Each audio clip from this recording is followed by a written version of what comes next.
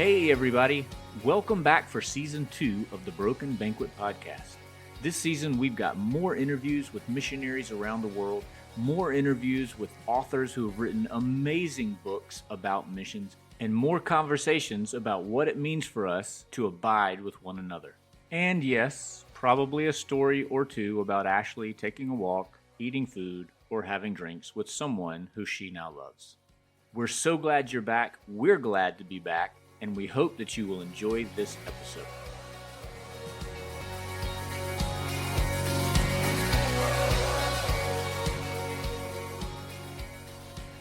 Dog. Hello, Ashley. Hello, Ashley. Hello, Will. How are you? I'm not beside you to poke you anymore, but doing fine. My left arm appreciates the fact that you went back to Shreveport. Well, fine. Fine. Just my left arm. The rest of us is really upset that you're not here anymore, but my left arm is cool with it. All right. Yeah. So, hey, Ashley, you want to introduce our guest? Would love to. Remember the time we talked to Stephanie Robinson of Faith to Action? Yes, I do. It was episode number 2 of season 2. Well, I had a wonderful conversation with her boss shortly after that interview because we were talking back and forth about Haiti and different things that we could do for Doré Children's Home and whatnot. And it led to a very fruitful conversation. Her name is Ellie. We had a lovely talk. And at the end of our chat, she said, "You know who you need to have on the Broken Banquet podcast?" And I said, "Ellie, who do I need to have on the Broken Banquet podcast?" And she said, "This fella named Nathan Nelson. He lives in Portland, Oregon, and he is a missions pastor at the church there. And I think that you two would have a lot to talk about." And I said, boom, done. Let me send off a little request. And that is the extent of the conversation. Wow. Well, thank you, Nathan, for agreeing. I got to say, one of the things that I've loved the most about this podcast is just the way that we've gotten connected to different people through different people. You know, we had a pretty short list when we started this 50 episodes ago of who we were going to talk to.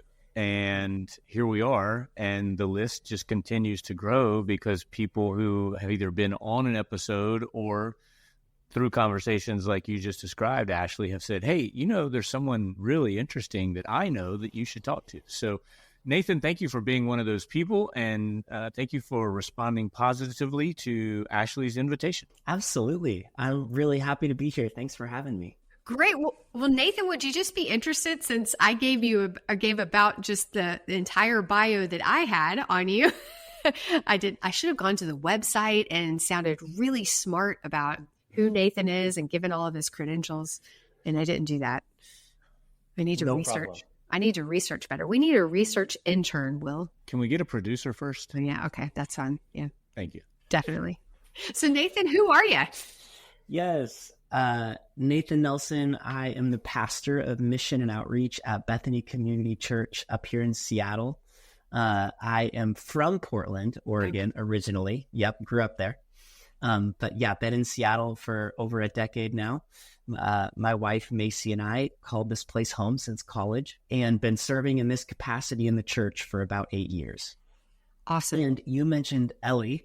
Ellie was my predecessor here at the church. And so I began my tenure at Bethany as an intern in the mission department under Ellie's leadership and kind of have sought to steward the philosophy of mission that she instilled and then just grow our reach and our ability to sort of integrate that philosophy of mission, how we live out our lives on mission at the church into all aspects of the church.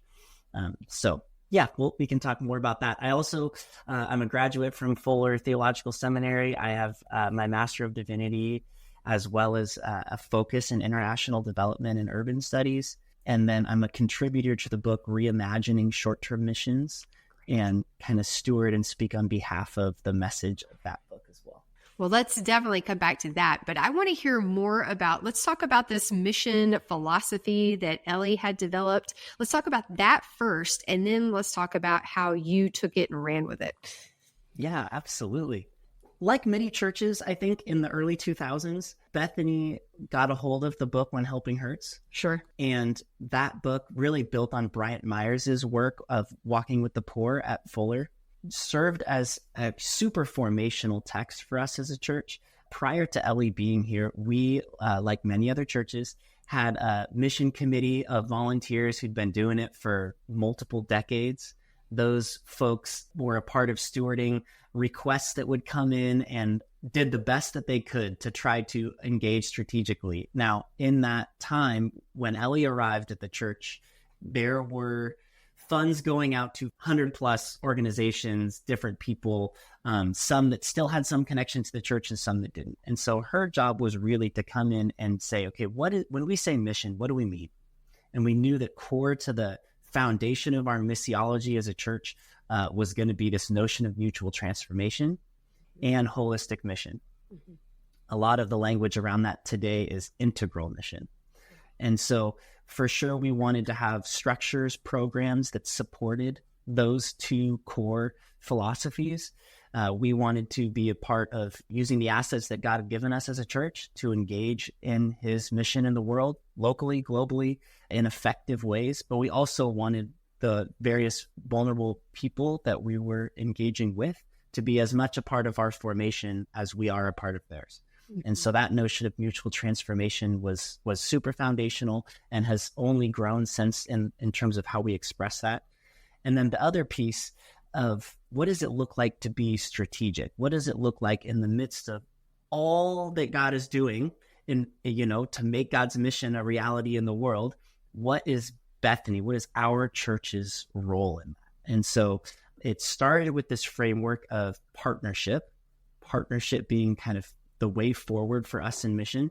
So that notion of partnership I've sort of brought in and scaled. And so we have what we call global mission partners, which are organizations, not individuals, but organizations that we partner with for a long period of time in kind of strategic geographic areas of focus.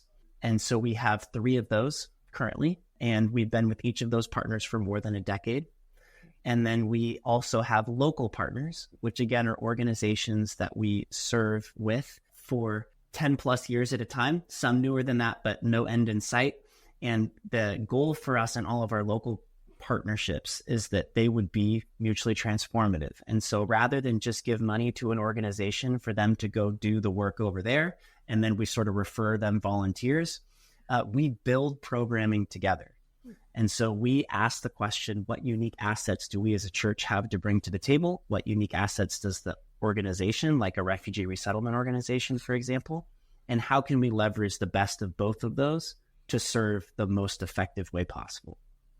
And so we have what I call that shared programming. We have shared programming with all of our partners locally, and then unique kind of expressions of that globally as well. And then a third bucket for us missionally is what we call our supported missionaries. Now that's, again, those are individuals who feel an express sense of call to a unique field of God's mission in the world that requires fundraising.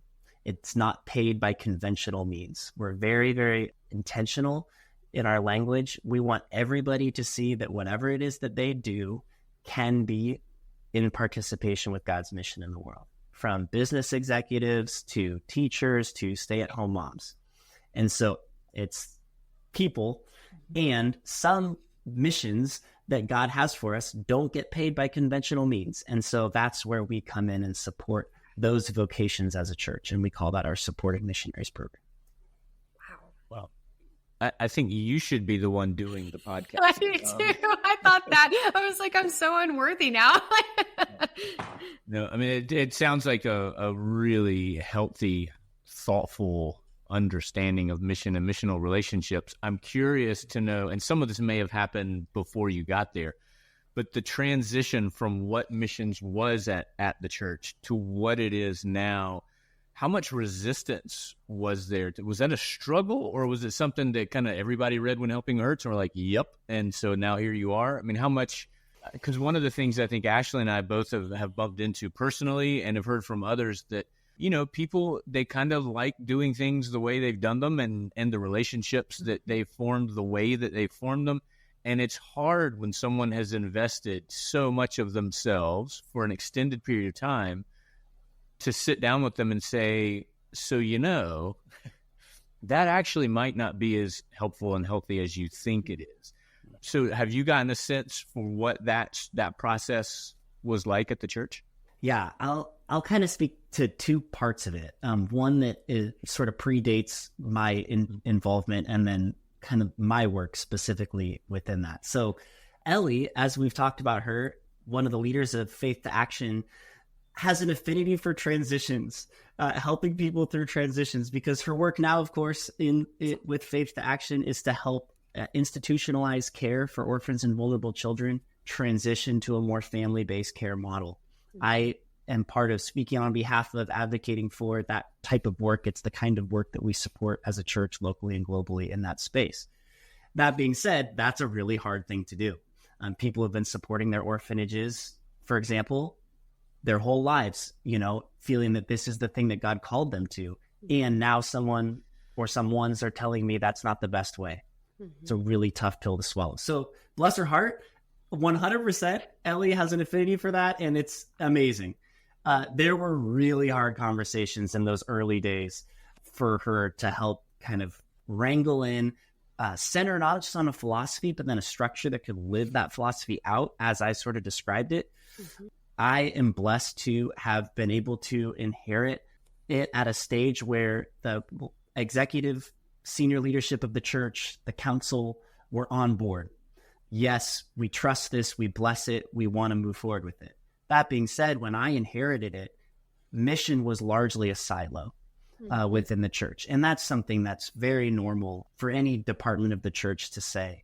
In our case, for sure, it was like there was a need under Ellie's leadership to uphold a level of standard to say, if a mission trip, for example, or some kind of program locally is not in alignment with these notions of partnership and mutual transformation, holistic mission, then, we can't do it. We're not going to do that. We're going to uphold this standard. Well, after a certain amount of time and people getting enough no's, it can start to feel like, okay, mission is just going to do its own thing over there. Me, part of my wiring, my gifting, my personality is I am a convener of people. And so it was really my passion to take this amazing philosophy, truly incredible programs and structure, and make it integrated with how we understand ourselves to be as a whole church. And so a couple of different fronts that I've had to approach in that regard, which you start to bump up. People say at one level, yeah, we're on board. We love this notion of mutual transformation. But when you start to talk about what that looks like for a children's ministry, to engage with unhoused folks in a way that's not just sort of a one-off gift that you're going to give during the holidays, but actually has some relationship and some learning in there, it gets uncomfortable. It gets hard to imagine what that can look like. Is it safe? How do we disrupt our curriculum that we've had planned for the last 2-3 years for something like this to fit into it? So what I try to do is help put on a creative imagination to go, at the end of the day, mission is a discipleship issue as much as everything else. And if we want to be fully formed disciples, we have to be creating bridges across otherness. We have to be thinking very intentionally about what it is to not just sit in a pew on a Sunday and call that Christianity, but to go, what does it look like to open my whole life to who it is that Christ is shaping me to be through relationships with people who look nothing like me, sound like nothing like me, are at a totally different income bracket, have a different nationality, all of those things. So I would say the challenge for me I have not had to confront ideology so much as practice. How do we practice this in ways that people can really do with the time that they have? How do we do this? How do we reimagine ourselves as a church so that we're not just putting on Sunday, but that we're imagining living missionally in and through everything that we do every day of the week? And part of that is, the language shift that we have around missionaries. We really want people to understand, we call it the Faith and Work Initiative, that we can help people understand the way in which whatever their vocation is, it can be in participation with God's mission in the world. But we got to understand what that mission is. We got to talk about it. And so that might be, I might have danced around it a little bit, but does that answer your question? Yeah. I'm just thinking a lot about just my own personal situation. Nathan, I'm just a normal person who happens to be serving in the mission field. I was really hesitant when I graduated from seminary and was invited by the Methodist Church of Costa Rica to come and work alongside them here, to even refer to myself as a missionary, mostly because I knew missionaries who were going places that were going to be way harder than me. And so I just like that's what they get to be. I'm just lucky. But I've considered those things sort of on a personal level, but I hadn't really taken a whole lot of time to consider how that sounds to the rest of the church, and even a calling to the ministry, like defining a calling to pastoral ministry in sort of in opposition to the calling to just be faithful servants that all of us are called to. Like I joke that I had the vaguest calling in the world, work for me every day. Well, that's for everybody, So there's really nothing that's distinct about me except I have a passport with a whole bunch of stamps in it. But other than that, I'm really a pretty normal person. Well, that's debatable. But I appreciate your thoughtfulness.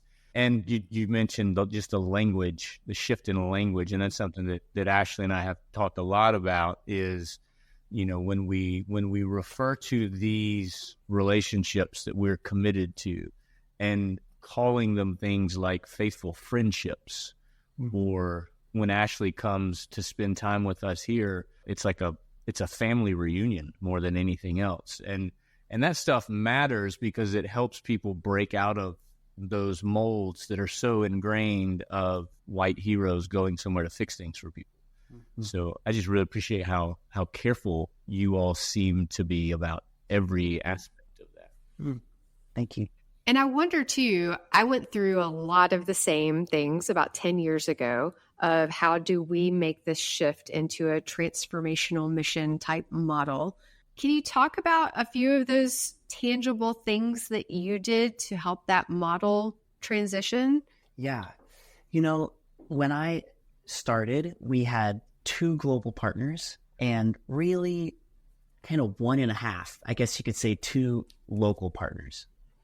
And the amount that we were investing globally was significantly more, both in terms of finances as well as just focus, than it was in local missional efforts. And Ellie had begun an effort, and I have since really tried to take it on myself to bring more equity in those 2 areas. And so one of the things that I'm super passionate about is the integration of our global and local missional endeavors. The world is increasingly globalized. More and more, it's almost impossible to talk about any one place in the world without direct connection to another place in the world. I think that's true of the mission of God as well, and it's beautiful. And it, as much as it's an opportunity for us, I think it can, our propensity to sort of want to fully conceptualize, box in, commodify, even as church leaders, the work that we are doing, so that people feel good about it and they give to the church and we can keep doing it, gets in our way. And so one of the things that we've tried to do is really draw direct lines of connection between things happening globally and things happening locally. And that's to help people understand at a discipleship level how huge our God is, right? The global church, things like that. And so in all of our partnerships, it's not about what Bethany does in another part of the world or in another part of the city. It's not just about what our partner does in that place either. It's about what we are doing together, but more importantly, it's about what we are doing as a larger movement of the global church, what we are doing in direct collaboration with other local churches as well. Whenever we talk about any of our partnerships, like the one we have in Rwanda, for example, with World Relief, I say we are one of about 8 other churches from the Western world who support different regions within the country of Rwanda and the work that's happening. It's not a story of what Bethany is doing to transform Rwanda. As transforming Rwanda, we are a part of this amazing organization working in communities with local churches that are changing their communities, right? And so what I say is we don't have anything to fear about somehow that taking away from our identity as a church and the work. No, it's a better story to tell. It's a truer story to tell.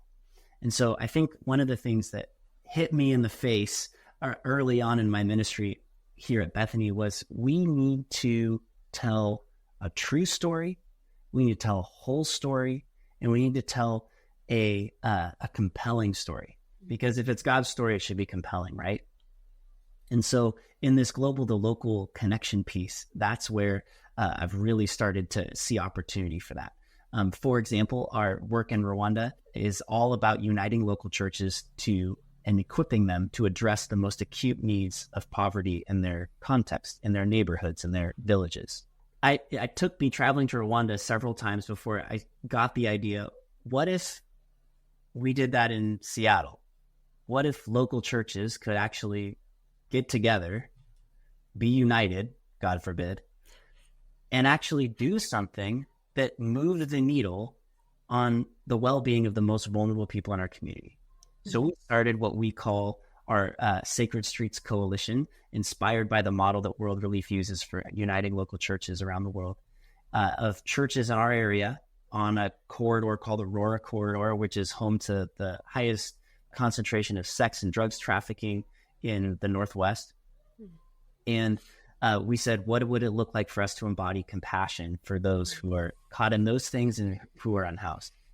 And so together as local churches, we've united around this. It's directly inspired by our work in Rwanda. We say the church in Rwanda taught us everything that we needed to know. And we are kind of wrestling through, what does it look like for us to be united as different backgrounds, all of those things. And what does it look like, not just to say we're friends, but to actually be on mission together. So we have a partner organization that we support and that equips us and that we build shared programming with. And there's all kinds of testimonies of relationships between people who never would have met one another because of this type of work. So I use that as an illustration. We have now 8 local partners. Again, we had just about 1.5 or 2 when I started. All of those local partnerships fit into kind of 5 areas of focus that we have for local mission. Each of those areas of focus are shared with our global partners as well. And so you can imagine it's things like orphans and vulnerable children. So we have a foster care ministry and a special needs ministry we call Belong here in the city, and partnerships that support that and programs. We also support organizations globally that are doing family strengthening, holistic work for the most vulnerable children. So you can kind of see how what we try to do is tell a consistent story, regardless of whether it's in Costa Rica. We have a partnership in Costa Rica as well, or if it's in Rwanda, or if it's in Seattle on the Aurora Corridor. Love that. 2 things. One is that's so wise, because doing it that way, where you're making those connections, it keeps the partners and the people you're in ministry with who aren't in Seattle from so easily becoming the other, because the kind of ministry is consistent between the two. That's just a fantastic tool to keep that from happening. But then you said something a minute ago that I wanted to go back to just briefly, when you talked about how the things that are being done, that it's not you doing them, it's not the church, that it's God is doing these things, we just get to be a part of it, and how easy it is for missions to become an idol. And if your mission understanding is, we go somewhere and we've built so many churches, or we've built so many schools, or we've baptized so many people, who's being glorified in that? We are. And I think the Bible speaks pretty clearly about how wrongheaded that is. But by doing it this other way, it's regardless of who we're doing it with and the things that are being accomplished in the kingdom, it's God who's being glorified for them. So all of that is just, man, you haven't said anything yet that we can kind of pick apart. I don't know. I don't think that's true. You just don't have enough time. Well, I'm sitting here because I'm going to be transitioning soon from one position to another position, and I'm sitting here going, I need to make sure that Will gets this podcast edited very quickly, and I want to listen to it over and over and over and over again about how you've made this transition. Because I do think that language is probably the biggest thing the mission pastor does, is that education of uniting the language so that everybody is speaking the same language. That's so hugely important, especially when you're trying to communicate what it is that we are, what it is that we do. And what it is that we're not, and what it is that we're not doing. I say to the teams every week that come down here to be with us, one of the biggest reasons why a lot of people have such a negative impression of, short-term missions and that kind of stuff is because we've done such a poor job talking about it. Mm-hmm. We just say the wrong things. And so a lot of times there are cases in what we're actually doing needs to be addressed. But there's a lot of cases where the relationships were good, but we just talked about it in a way that was so unhealthy, it gave people this really twisted understanding of what we think the church thinks the mission, missions is. And so that's one of, I think, the most important things that I do, and I'll just call myself a missionary now. As a missionary, hosting volunteers, throughout the year is teaching them a different way to think about it, but more importantly, to talk about it. Mm-hmm. As much as I would love to go home with each team and sit down and have coffee with every member of their church and talk about this stuff, obviously I can't do that. So I need you all to go home and use the right words. Two things came up for me as both of you were sharing. One is this idea that when we started talking more commonly about mission needing to be holistic, the mistake there is to just try to rebrand what you're already doing to be, quote, holistic. And then you try to be everything to everybody. And really, that's impossible for all of us, right? And so while I say it's a value of ours as a church that we uphold holistic mission, it doesn't mean we do everything, right? We do a lot. We do. But we have to understand the limits of that. And so that's where I say we have these 5 areas of focus. And so particularly for local mission, but they all find expression in our global mission as well. And when we say, I'm very careful when I say, the gifts that you give to Bethany support the work that we're doing in the city and around the world. I'm not saying just simply around the world. I'm in a few specific places in the world, right? Let's be realistic. It's not Bethany. It's not insert your church name or your mission organization and the whole world is blessed by us. We need to be specific. Otherwise, I think we run the risk of sort of diluting the significance of what we do. So I think something that can be really helpful, and I do consulting work with other mission pastors and organizations on this, is to really, it's a discernment process. God, who are you shaping us to be? And how are you inviting us to uniquely participate in your mission in the world? So we have these areas of focus. One, it's refugees and vulnerable immigrants, local schools, foster adoption and special needs, historically marginalized communities, which for us is parts of the city that are victims of redlining, as well as the Native communities here. And then the other one is the unhoused. And so within those areas of focus, we have at least one local partner. And under each of those partners, I have a lay leader who leads a whole variety of different programs. And that's where our people plug in. And those are those shared programs we build with our partners. Now, I bring this kind of level of detail up to say, I never talk about from the front on a Sunday morning what I just shared with you, because you lose people, right? I may have lost you even in the first sentence that I said. But what we do instead is we talk about the shared mission that we have. And so people who go to Bethany should know that we extend hospitality to the stranger. Sometimes that's us talking about a program with asylum seekers at the border. Sometimes that's us talking about welcoming and resettling a refugee family in our neighborhood. The program's not what's important. What's important is the essence of the call, right?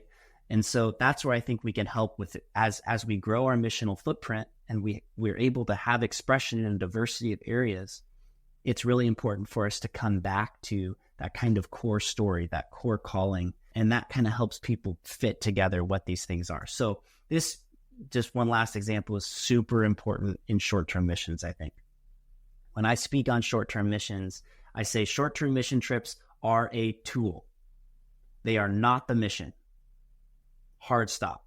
Not every tool is fit for every project, but some projects are impossible without certain tools. And so, what's your project? What's your mission? Is a short-term mission trip the appropriate tool in that? If it is, praise God. Do it well. Do it with all the mutual transformation and holistic mission in mind that you possibly can, with relationships at the core and everything else. And don't, to your point, when you come back, tell people about your mission trip. Don't tell, on Tuesday we did this, on Thursday we did that, and then I had ice cream and blah. It's like, are you kidding me? You're selling short, to your point, the essence of the deal here. Talk about the partnership that you have with the place. Talk about what God is already doing there and how you see God come to life through your relationship with that place. Talk about what's going to be different 10 years from now, because you're going to be in the game with that long-term commitment towards transformation. Talk about how you're different as a result and how you and your ministry at your church is different, right? That's the story, not the mission trip itself. But unfortunately, we tell the story of our mission trips all the time and no one cares. Really, no one cares. Ashley, have I told the story of the girls going through immigration on here yet? No, you haven't. No, do tell. So Nathan, one of the things that I've been saying to people that we are in partnership with for a long time now is that hopefully when someone asks you about your mission trip, what'd you do in Costa Rica, that you will say to them, we were church. Mm-hmm. And then I'll talk about these 5 things that I think are what kind of make a church, and how all of those 5 things should happen while you're here with us. And so say that first and talk about those things. What did the worship feel like? What did the prayer feel like? What did the fellowship with people here feel like? The witness that you had in this community, serving and being served, all of those things. And then talk about, how many bags of concrete we mixed that week or whatever. But don't talk about that first, because you're giving people the impression that that's the most important thing about your mission trip was concrete, right? So tell them we're being church, we're being church. So last summer, we had a youth group here from North Carolina, and the youth pastor sent me an email a week or 2 after they got home.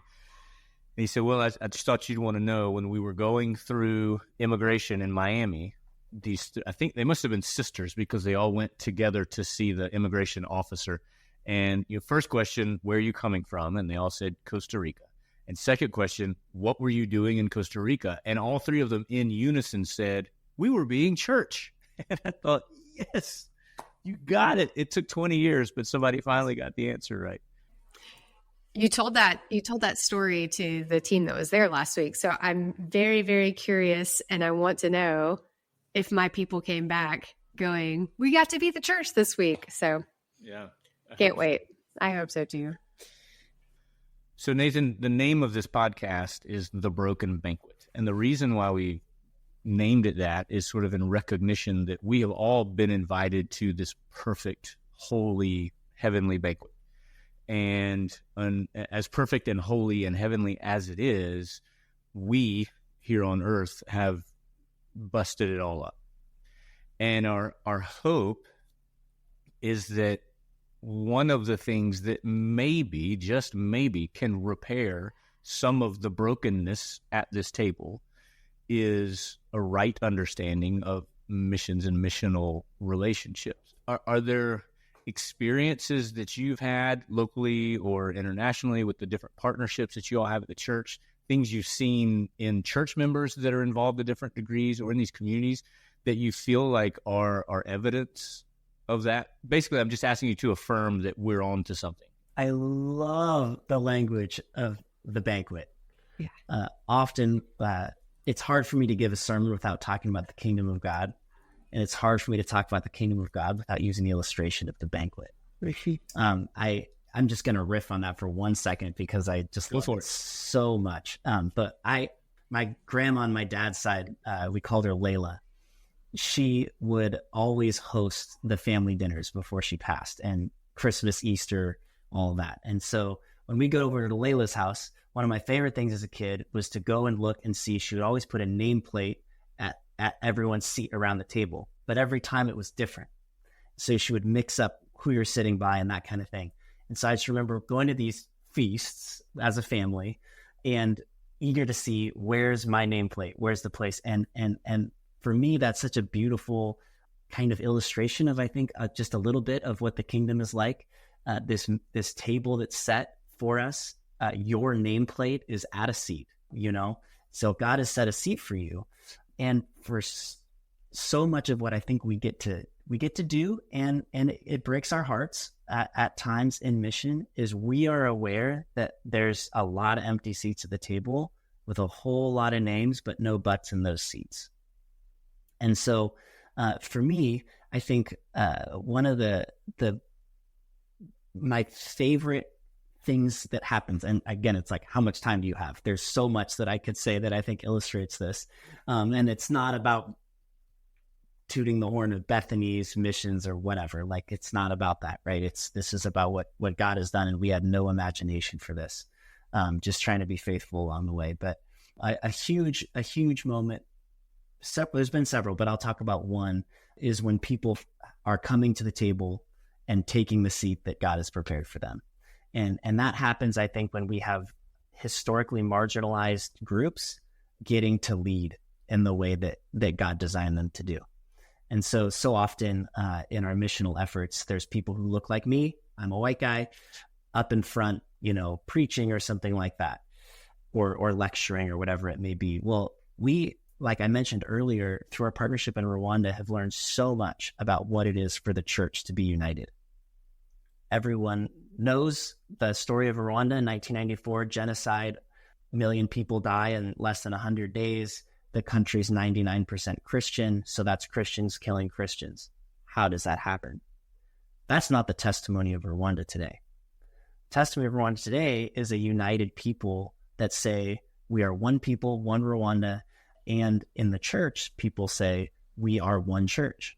And World Relief has been foundational in that movement.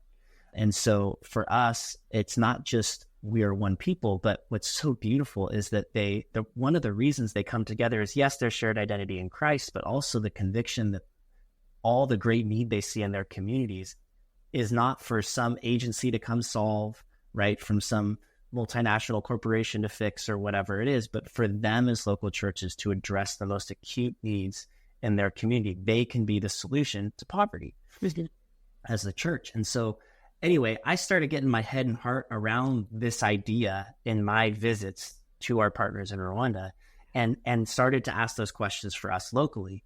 And at a certain point, we kind of built a similar network of churches. We had a partner like World Relief that was sort of equipping us to embody best practices as we're trying to extend compassion to our unhoused neighbors, all that stuff. And it occurred to me, the only reason that we caught the fire for this vision is because we got to see the testimony of the church in Rwanda on display. Mm-hmm. And we always get to send teams there. We have the financial means to do so, et cetera. So I thought, what if they could have the opportunity to come here and do a reverse mission trip, if you will? So this was a multi-year process, thwarted by COVID and these different things, but finally, at long last, after a few years of budgeting and planning, and I can give more details to anyone who wants it on how we made this happen, but we did. We brought a team from Rwanda, of Rwandese themselves, to Seattle. They were missionaries, so to speak, to us for a week. And we had all the same objectives. There was a lot of questions of, well, what are they going to do in the time that they're here? What do we do when we're there? And I said, it's the same objectives that we have for our trips there, just contextualized in reverse. And so core to our objectives for any short-term mission trip is supporting and encouraging the staff of our partner organization and the ongoing work that they're doing. Mm-hmm. And so we created opportunities for them to support and encourage the staff here at our church, of our partner organizations, of our little Sacred Streets Coalition of churches coming around homelessness. one of our goals when we go places is to leverage the unique assets that God has given us in flow with what his Spirit is already doing in that place. So we asked the same question here. And we said, well, these are experts in uniting the local church. Maybe they can give us a seminar on unity and collaboration in the local church. So we brought a bunch of churches in Seattle, some of which were part of our network, some that weren't, and we let them teach us about why and how the church can be unified and unique ways of identifying and addressing poverty as churches. We're better for it, right? So those are just a couple of examples, but I think for me, that opportunity that these Rwandese who have been receiving visitors for a long time from these supporting churches in the U.S., for them to get to be the ones that go, that are in the privileged position of teaching and investing and seeing that their work, like ours, is bigger than in their own community, but a part of God's global church. It was like, yes, this is inviting people to the place at the table that God has prepared for them. It was so good. So there's an example. No, that's fantastic. We've been doing the same thing. After Hurricane Katrina hit, we started taking mission teams from Costa Rica to the United States. We've been to Shreveport with Ashley's church. I'm in the process of planning a trip right now for a group of young adults that are going to go to North Carolina this fall. And to me, the catalyst for doing that was something that you started to mention at the very end. I realized one Sunday in our church here in Costa Rica, almost 20 years ago, that the young people in that church were growing up with an understanding that mission was something that was always done from outside into their community. And that's not what Acts 1:8 is talking about. And so if we were going to be facilitating that side of the equation, we also have a responsibility to give the same opportunities to Costa Ricans to be obedient to Acts 1:8. So that's actually what our organization is called. It's Acts 1:8 Missions. And it's a recognition that, we're all called to be Christ's witnesses right where we are and even to the ends of the earth, not just the gringos. It's, everybody has to be obedient to that. Now, you finally said something that I disagree with slightly. Let me hear it. I thought you were actually going to jump in and say something. But no, I wanted to say nice things first. I wanted to say nice things first. The first time we took a team from here to the U.S. to Biloxi, Mississippi, that team was sponsored by a church in Missouri who has a relationship with us here. They came from Missouri down to Biloxi, and we all spent the week together doing hurricane relief. And they called it a reverse mission trip. And at first it was like, well, of course, that's natural. It makes sense. It's da-da-da. But the more I said that, the more uncomfortable I got with it, because it makes it sound like for Costa Ricans to be going out into the world in obedience to Acts 1:8, they're doing something backwards. They're doing it just as forwards as we are when we go from anywhere else. So we just call them mission trips. We've stopped calling it reverse mission trips because it almost made it sound like they're doing some other thing. And I think they're doing missions the right way, Yeah. I knew I liked you guys. It's a kindred spirit here for sure. Yeah. We call all of our mission trips strategic visits to our global partners. It's intentional for a lot of different reasons. When I'm speaking in something like this, I'll say mission trip just for the sake of shared language. Similarly, when we were coming up with a name for this and how we were going to talk about it, we started with like a reverse strategic visit. And it was our partner, the country director at the time, dear friend, Moses Ndahiro, who said to me, Nathan, this word reverse, very problematic. And so we were super aware, and for better or worse, I've used it in settings like this just to try to help it relate for people. Sure. But I think you're right on. Like it's a strategic visit from Rwanda to Seattle or from wherever to wherever. But I absolutely love the fact that Ashley and I have asked a bunch of guests on this podcast, what's the thing that you are most excited about the folks you are serving with, wherever that is in the world, bringing to the table that's going to challenge us and teach us. But we talk about it on sort of a theoretical heavenly level, like when that happens. But you actually did it. Like you recognized that through this horrific experience that they had lived through and the way that they were able to survive it and heal from it afterwards, that there is a wealth of God's love in that needs to be shared with the church. And to give them the opportunity to come and do that is just, that is exactly the kind of thing that I think the kind of story we've been hoping to hear. And I can't, I'm going to tell that story over and over and over again now when I talk about these reciprocal relationships and what it means for us to bring our gifts and our talents and our context to the table and bring the ways that God has revealed himself to us in different places, in different ways, to the table. And by the way, here's an incredible example of that. So thank you so much for sharing that. Nathan, I haven't seen Will this excited since, wait a minute, I don't think I've ever seen him this excited. Season 1, episode 1? That's not true. That's not true. Okay. I'm super encouraged to hear you reflect that back. And like I said, far from perfect and hopefully onto something. We're all just trying to get a little closer to what it is to really live out God's mission in the world. And if you are interested, would be happy to send you a link. We have a teaser trailer that's done, and then we have a documentary, kind of a mini documentary on that whole experience that I can share with you that really tries to illustrate what happens when we try to bring to life this idea of reciprocal relationship. Mm-hmm. Absolutely. I definitely want that for the show notes so that we can put it out there. Yeah. That'd be great. I had a question about 30 minutes ago, so this is going to be out of context. But when I was thinking about your reimagination of mission trips out into the world to go visit the partners who are doing things, great things, what do you call those trips for the congregation members to be able to recognize those trips?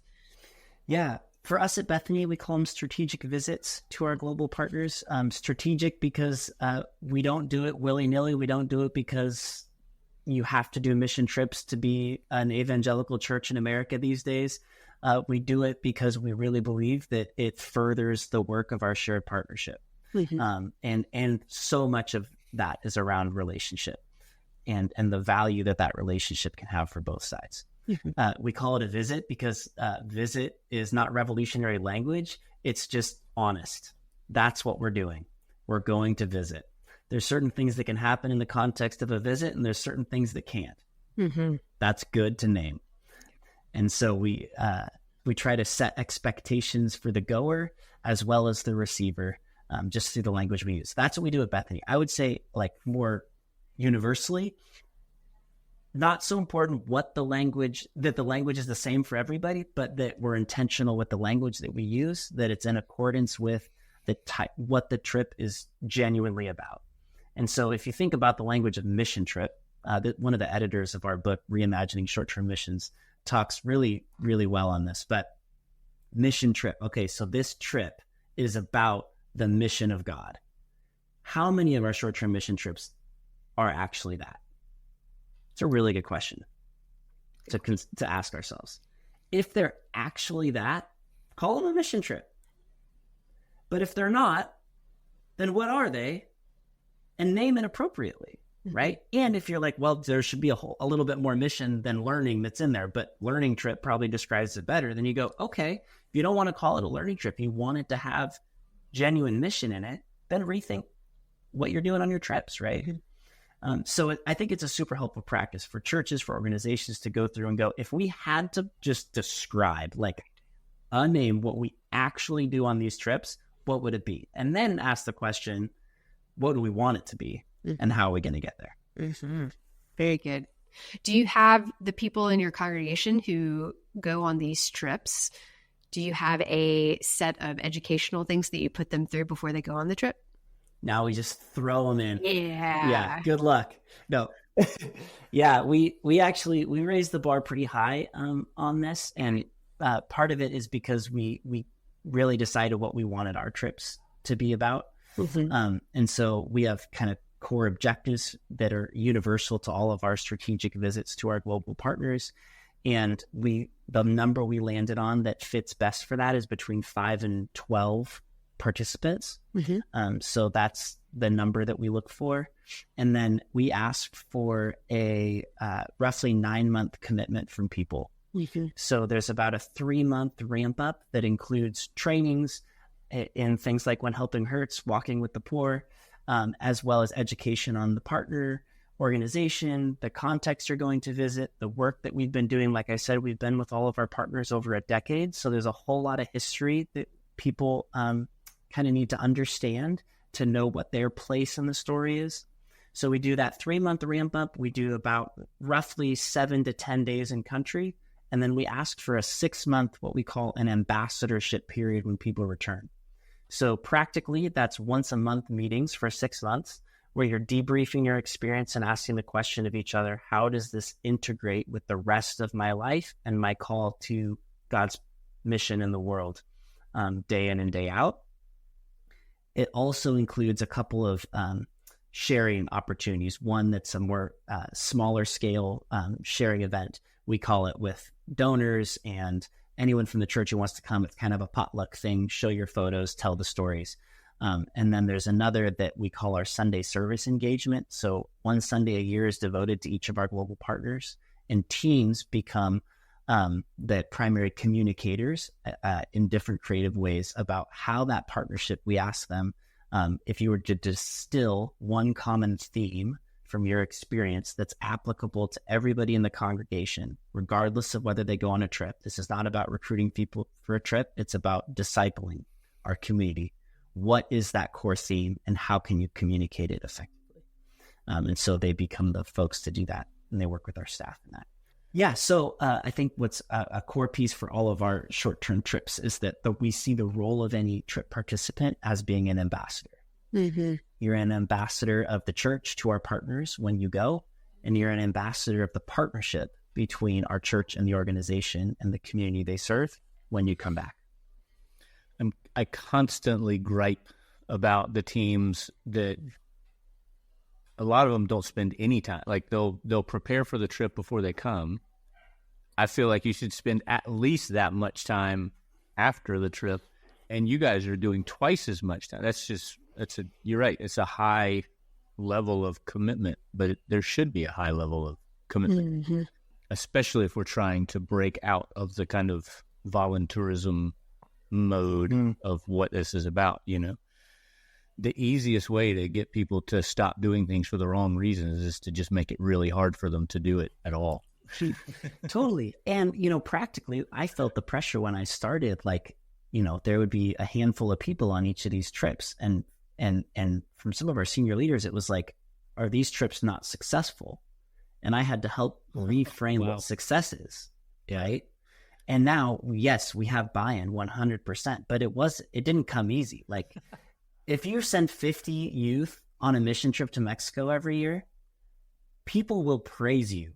Maybe not on this podcast, but in the rest of the church, right? Exactly. And so the question becomes, how do we reorient ourselves around genuine mission and what the appropriate metrics of success look like towards that end?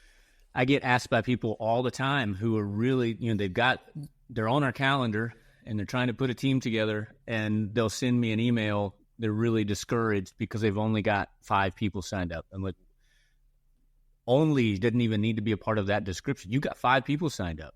Can't wait to see you, It's great. But it clashes with that sort of historical model. And we've got a lot of big teams that come, especially in the summers when the youth groups can come. And the tension for me is, Ashley was just here last week with 11 people.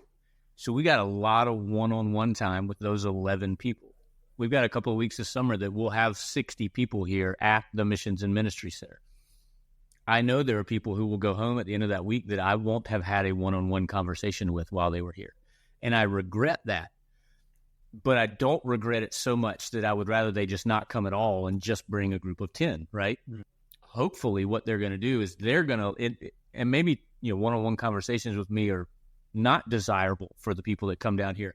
But I hope that they'll come down here and enjoy it so much, and it'll mean so much to them that they'll come back again and again and again, and eventually we'll have that conversation, So there, it's for us as a ministry, it's been a challenge of finding that balance. When we first started in 2003, and it was just a handful of teams each year, and they were small teams, and we were focused on one thing, and it was really easy. And now we're hosting 35 to 40 teams a year, and it's all year long, and we've got all these different areas of ministry where we're plugged into the community that we've been called to, and it's made things exponentially more complicated for me on a personal level, but it means we're involving exponentially more people, and so we love this time of year, January, February, March, because it's usually one or two teams a month, and they're usually smaller teams. And so we love having that time with them. We also love the summer because it's like summer camp all week long, and there's so much excitement and people from different parts of the country that are, meeting randomly on a mission trip to Costa Rica. And then every year after that, they schedule the same week so they can come and have a reunion here in Costa Rica. And so we've tried to, instead of just writing off one or the other, try and find the ways that God can be moving in both of those situations. But I think the commitment part that you mentioned is applicable to both. There should be a high standard. I send a reading list to every team that's going to come down here. I don't think very many of them read the books. Some people do. I need to get that list. I haven't gotten that list. We've interviewed most of the people that are on it, actually. So when the book, I know you've read the books. If I had read a book that I thought you needed to read, I would have told you to read it. I do need to read Nathan's book and then have him back on at some point so we can talk about reimagining mission. Yeah, you guys, if you're interested, you'd be more than welcome to add it to the list. Definitely. Yeah. We'll add that to the list, and then maybe we'll get Bryant Myers on too. And he wrote Walking with the Poor. It's a fantastic book. Yeah. One of the things I love, Bryant Myers and Steve Corbett, who wrote When Helping Hurts, endorse the Reimagining Short-Term Missions book that I contributed to. But it's a collection of essays that includes people who are like sending churches, receiving communities, and facilitating organizations. So kind of each of the three major players in the short-term mission experience. And each of them writes on kind of core themes that we discuss throughout the book. So awesome. I love that you hear a lot of the same things articulated different ways from those different groups. And that, I think, reinforces the point. I'm writing it down. Well, Nathan, we've kept you for over an hour, and I want to be respectful of your time, but we could just keep talking if you want. It's up to you. No, that's good. I do have something else I need to get to, but man, really grateful for the invitation, y'all. Thank you. Thank you. Thank you. I can't wait to listen to this podcast over and over and over again, not just to get our listenership up, but because this has just been so quality. I've loved everything you've had to say, Nathan, and thank you for expanding my mind and challenging me as I enter into a new transition, a season of life. So thank you for that. Yeah. Thank you for spending time with us this afternoon. We really appreciate it. Absolutely. And if I may, by way of closing blessing, just say, may God continue to bring all of us around the table and expand the banquet for his kingdom. Amen. Amen. Amen. Good to be with y'all. You too, Nathan. You too. Bye, Ashley. Bye, Will.